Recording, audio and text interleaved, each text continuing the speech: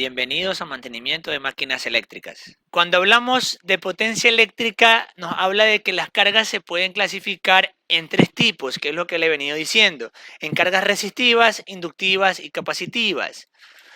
Se denominan en función de su característica. Por ejemplo, un motor eléctrico es considerado una carga inductiva, pero internamente este posee una bobina, que es un alambre de cobre que tiene resistencia, pero resulta de que lo que predomina en un motor son los fenómenos o los efectos inductivos. Por ende, un motor se considera una carga inductiva. Un foco incandescente, ojo, foco incandescente, no foco ahorrador ni foco LED. Un foco incandescente es considerado una carga netamente resistiva. ¿Por qué? Porque tiene un filamento en su interior y lo único que hace es consumir corriente en función a la resistencia del filamento. Entonces, esa es una carga netamente resistiva. Y luego las computadoras y todo lo que es elemento electrónico, como su teléfono celular, el cargador de su teléfono celular, su laptop, su cargador de la laptop. ¿Y por qué digo los cargadores? Porque se supone que usted conecta al tomacorriente, es el cargador de la laptop, el cargador del teléfono celular. No conectas el celular o la laptop como tal. Entonces, estos elementos o estos dispositivos son considerados cargas capacitivas. Entonces, analizando estos tres términos, ¿usted qué cree que sea su domicilio o su casa? Sea una carga, sea inductivo, sea resistivo o capacitivo. Pues resulta de que si usted pone un analizador en su casa, lo que le va a dar como resultado es que su casa es predominante capacitivo. ¿Por qué?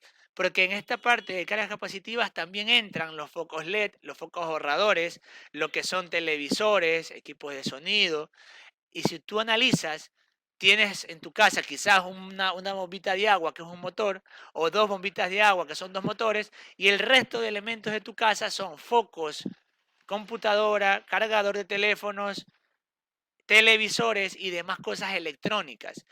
Por consiguiente, se considera una carga capacitiva todo elemento electrónico. Entonces, por lo general, nuestras casas son cargas netamente capacitivas. Si tú pones un analizador, te vas a dar cuenta que es netamente capacitivo eso de ahí. Luego,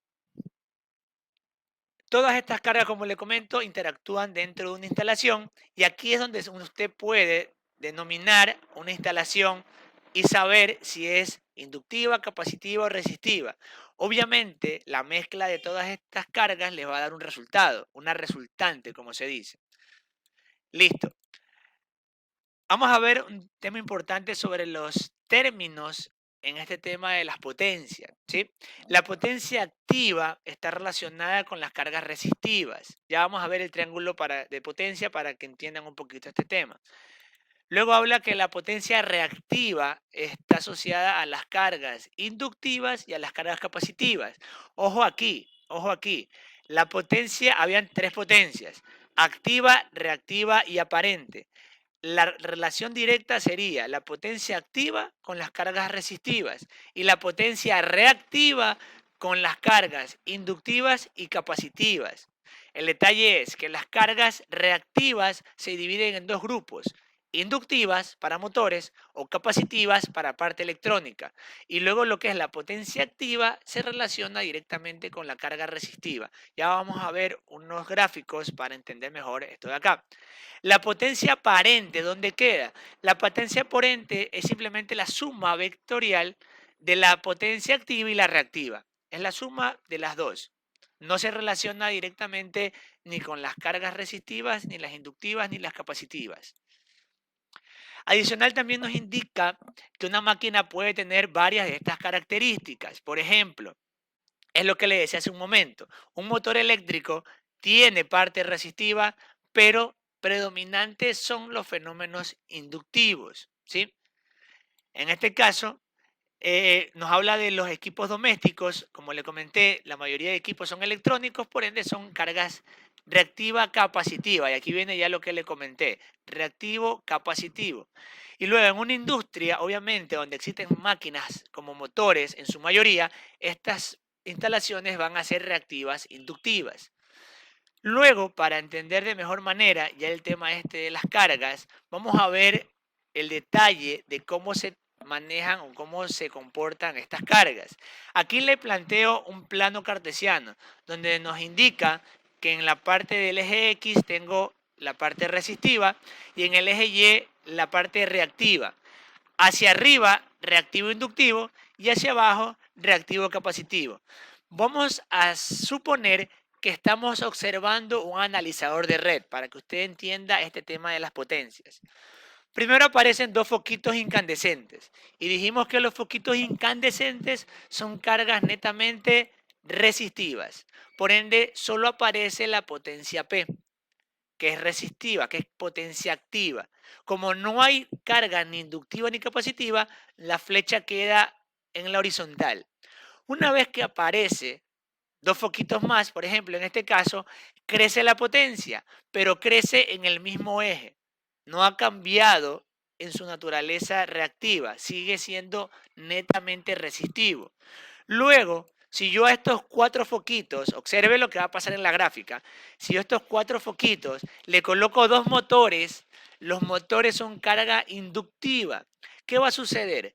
Aparece una potencia reactiva, en este caso reactiva inductiva, y aquí es cuando aparece la potencia aparente, S.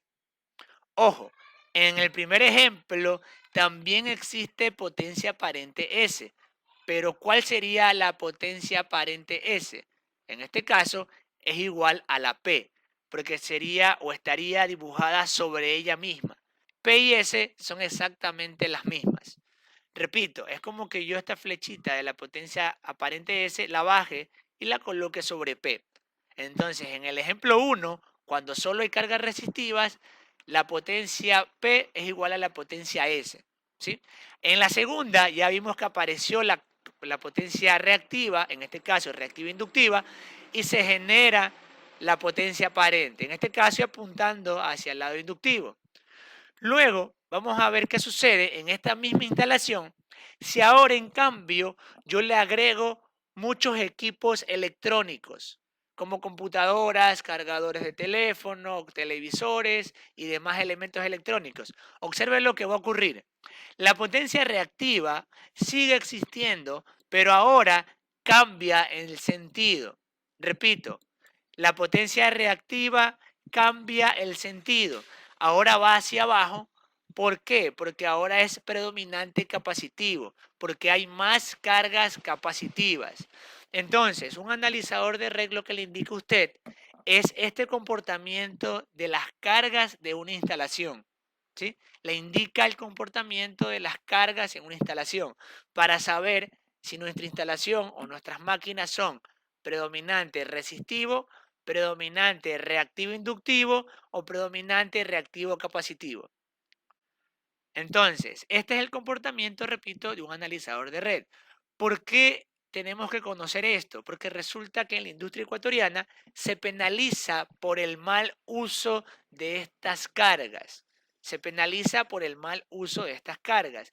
Si usted tiene una instalación que es demasiada reactiva, inductiva, o sea, tienes demasiados motores y esta potencia Q comienza a crecer demasiado, se vuelve un problema para la empresa eléctrica.